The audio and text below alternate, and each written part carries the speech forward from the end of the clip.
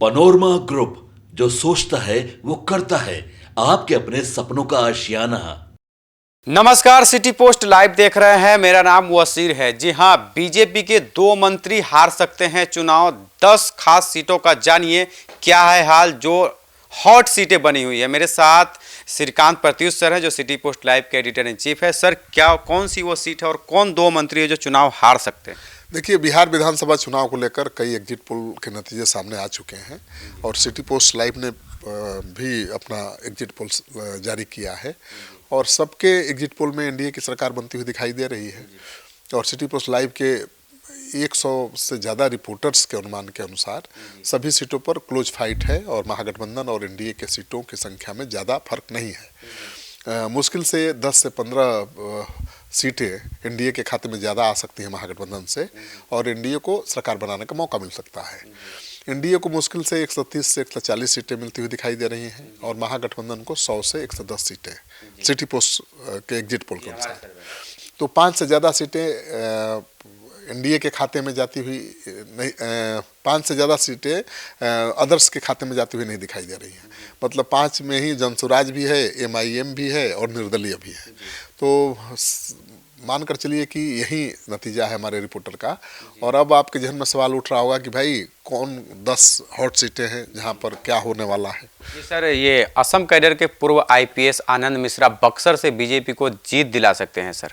हाँ बिल्कुल, वहाँ भी लड़ाई कांटे की है, बहुत आसान नहीं है, लेकिन माना जा रहा है कि इस बार बीजेपी की ये सीट रिटेन हो सकती है, वापस आ सकती है। और लखीसराय, जहाँ से डिप्टी सीएम विजय सिन्हा चुनाव लड़ रहे हैं, उनका मुकाबला कांग्रेस पार्टी के अनिश से है और वो बहुत कड़ी टक्कर दे रहे हैं। और विजय सिन्हा का जिस तरह से विरोध हुआ है वहाँ और अनिश ने जिस मजबूती के साथ चुनाव लड़ा है, तो कुछ भी हो सकता है, डिप्टी सीएम चुनाव भी हार सकते हैं। सर, सिवान जो है वहाँ से मंगल पांडे हैं, क्या है और कोई कौन सी सीट है, कौन से मंत्री हैं? हाँ ठीक है, आपने ठीक पूछा। सिवान की कई सीटें हैं, जैसे सिवान है जहाँ से मंगल पांडे चुनाव लड़ रहे हैं, बीजेपी के कद्दावर नेता हैं, मंत्री हैं और बिहार के स्वास्थ्य मंत्री भी हैं। रघुनाथपुर से ओसामा चुनाव लड़ रहे हैं, शहाबुद्दीन के बेटे, आरजेडी के टिकट पर। और ऐसा कहा जा रहा है कि ओसामा भारी पड़ रहे हैं मंगल पांडे पर। तो सर, मंगल पांडे के खिलाफ अवध बिहारी चौधरी चुनाव लड़ रहे हैं, जो आरजेडी के बड़े नेता हैं। माफ़ करिएगा, हाँ बिल्कुल, अवध बिहारी चौधरी लड़ रहे हैं, जो कभी लगातार चुनाव जीतते रहे हैं। तो अवध बिहारी चौधरी को सिवान से हराना थोड़ा मुश्किल काम है। और दूसरी सीट है रघुनाथपुर, जहाँ से ओसामा आरजेडी के टिकट पर चुनाव लड़ रहे हैं और वो भी अपने विरोधी पर भारी पड़ते हुए दिखाई दे रहे हैं। मतलब शहाबुद्दीन के बेटे यहाँ चुनाव जीत सकते हैं रघुनाथपुर में। और सासाराम सीट है, स्नेहलता कुशवाहा हैं, आरएलएम की उम्मीदवार हैं, उपेंद्र कुशवाहा की पार्टी से चुनाव लड़ रही हैं, मुश्किल में हैं, चुनाव हार सकते हैं। और राष्ट्रीय लोक मोर्चा के अध्यक्ष उपेंद्र कुशवाहा की पत्नी भी है वो, तो पत्नी को उपेंद्र कुशवाहा ने सासाराम सीट से मैदान में उतारा है और मुश्किल बढ़ गई है। तो मुझे लगता है कि बहुत टफ फाइट है।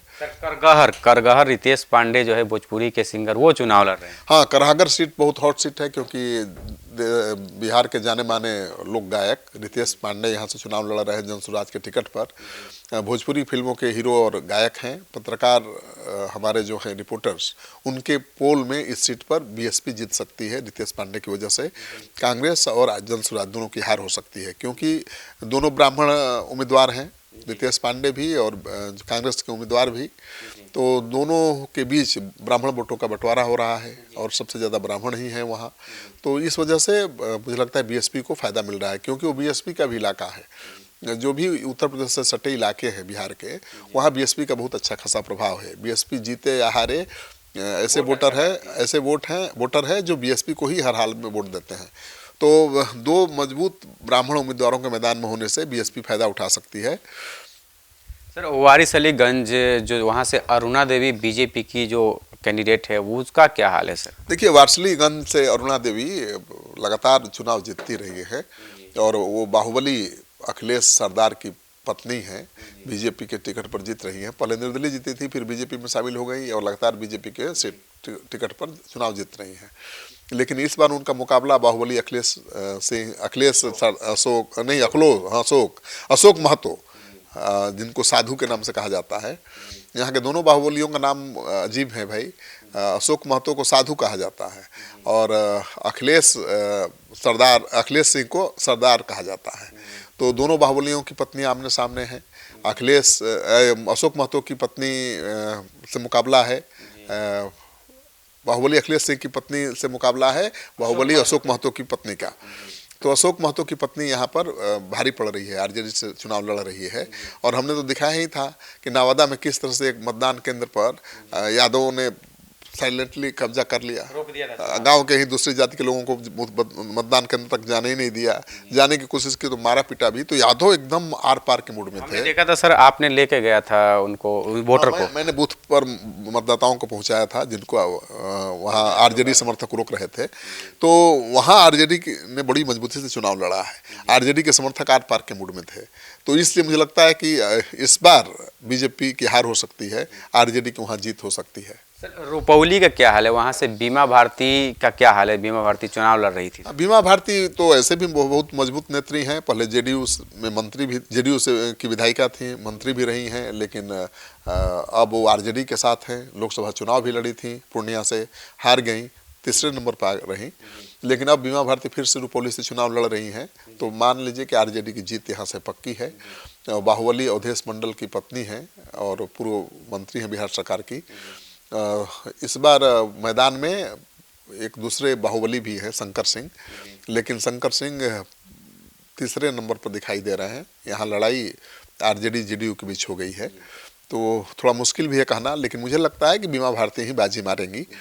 सुपौल विजेंद्र यादव चुनाव लड़ रहे हैं, वरिष्ठ नेता बीजेपी के, सॉरी जेडीयू के सर। हाँ, वरिष्ठ नेता है, नीतीश के बड़े भरोसेमंद सहयोगी हैं। और इस उम्र में भाई जब चलने फिरने में भी उनको मुश्किल है, चुनाव मैदान में है, तो चुनाव तो लगातार जीतते रहे हैं। और शायद ही बिहार का कोई मंत्री हो जिसने अपने क्षेत्र को इतना चमकाया दमकाया है। तो विजेंद्र यादव चुनाव जीत सकते हैं और बिहार के ऊर्जा मंत्री हैं। कटिहार से पूर्व डिप्टी सीएम तारकिशोर प्रसाद का सर, उसका उनका हाल जानेंगे, क्या है सर वो स्थिति? तारकिशोर प्रसाद बीजेपी के नेता हैं, पूर्व डिप्टी सीएम हैं और वो कहा जा रहा है उनके बारे में कि चुनाव वो जीत सकते हैं। तो मुझे लगता है कि देखिए, अब डिप्टी सीएम तीसरे भी हैं, एक दूसरे डिप्टी सीएम भी हैं, सम्राट चौधरी, जिनके सीट पर पूरे बिहार की नज़र टिकी हुई है कि भाई एक डिप्टी सीएम विजय सिन्हा तो हारते हुए दिखाई दे रहे हैं, सम्राट चौधरी का क्या होगा। तो सम्राट चौधरी जिस सीट से चुनाव लड़ रहे हैं, तारापुर से, वो उनकी परंपरागत सीट रही है, उनके पिता वहाँ से लगातार चुनाव जीतते रहे हैं। तो मुझे लगता है कि डिप्टी सीएम है, उसका भी फायदा मिल रहा है। तो सम्राट चौधरी, अमित शाह ने कहा भी था कि जिताइए बड़ा आदमी बनाएंगे। हाँ, तो अमित शाह ने कहा भी कि भाई अब इनको जिताइए बड़ा आदमी बनाएंगे, मतलब संकेत क्या दिया, डिप्टी सीएम से बड़ा क्या होंगे, मुख्यमंत्री ही ना होंगे। तो अब देखिए जनता ने कितना भरोसा किया है, तो वो सीट निकालेंगे भी तो बड़ी मुश्किल से निकालेंगे, चुनाव जीत सकते हैं। और सर सवाल है कि सिटी पोस्ट लाइव के पत्रकारों के एग्जिट पोल का फाइनल आंकड़ा क्या हो सकता है सर? हाँ, देखिए ये सवाल बहुत अहम है। हमारे पत्रकारों के एग्जिट पोल में बिहार की कुल 243 सीटों में से एनडीए के खाते में 130 से 140 सीटें जाती हुई दिखाई दे रही हैं और बिहार में सरकार बनाने के लिए बहुमत का आंकड़ा 122 ही है। तो एनडीए में जेडीयू सबसे बड़ी पार्टी बन सकती है, जेडीयू को 59 से 65 सीटें मिल सकती हैं, बीजेपी को 50 से 56 सीटें मिल सकती हैं, चिराग पासवान की पार्टी को भी 12 से 13 सीटें मिल सकती हैं, जीतन राम मांझी की पार्टी को सबसे कम मुझे लगता है कि 2 सीटें मिलेंगी और उपेंद्र कुशवाहा की पार्टी को भी 2 सीटें मिल सकती हैं। तो लड़ाई काफ़ी दिलचस्प है और ऐसे में सबकी नज़र टिकी हुई है मतगणना पर, जो कल सुबह 8 बजे से शुरू होने वाली है। सर बिहार के सभी 38 जिलों की 243 सीटों का एक्सपर्ट एग्जिट पोल क्या कहता है सर? हाँ, आपने ठीक सवाल किया कि महागठबंधन को 90 से 105 सीटें मिल सकती हैं, आरजेडी सबसे बड़ी पार्टी बन सकती है और उसे 58 से 60 सीटें मिल सकती हैं, कांग्रेस को 17 से 18 सीटें मिल सकती हैं, लेफ्ट दलों की सीटों में कोई कमी नहीं आएगी। माना जा रहा है कि पहले तो भाई CPI-ML नहीं 12 सीटों पर जीती थी, लेकिन इस बार सभी वाम दलों की सीटें मिलाकर 12 के आसपास होने की उम्मीद है। मुकेश सहनी की वीआईपी पार्टी का स्ट्राइक रेट बहुत खराब रहने की उम्मीद है, 2 से 3 सीट में मुश्किल से, और 243 में से 150 सीटों पर क्लोज फाइट है। जन स्वराज को अगर ज़्यादा वोट मिल गए तो खेल बिगड़ भी सकता है। और जन स्वराज के जो सुप्रीमो हैं उदय सिंह, वो तो कह रहे हैं कि जो प्रवासी बिहारी हैं उन्होंने जन स्वराज के लिए वोट किया है, उनके कारण ही वोटिंग का परसेंटेज बढ़ा है। और वो कह रहे हैं कि सारा एग्जिट पोल सर्वे बोगस है, फर्जी है, सब फेल हो जाएगा, जन स्वराज की सरकार बनेगी। लेकिन ये सच है कि वो भी जानते हैं कि जन स्वराज की सरकार इस बार नहीं बनने जा रही है। तो देखिए जन स्वराज जो है कैसे चुनाव लड़ा है और कितना प्रतिशत वोट जन स्वराज काटती है, क्योंकि जन स्वराज के ऊपर सभी की निगाहें हैं, क्योंकि इस बार जो है वोटिंग परसेंटेज काफ़ी बड़ा है। और हमने बताया कि किस तरह से बीजेपी के तमाम जो मंत्री है, जेडीयू के जो मंत्री है, उनका क्या हाल है और क्या कुछ होने वाला है हमारे सर्वे के अनुसार। फिलहाल इस खबर में इतना ही, बने रहे हमारे साथ, धन्यवाद।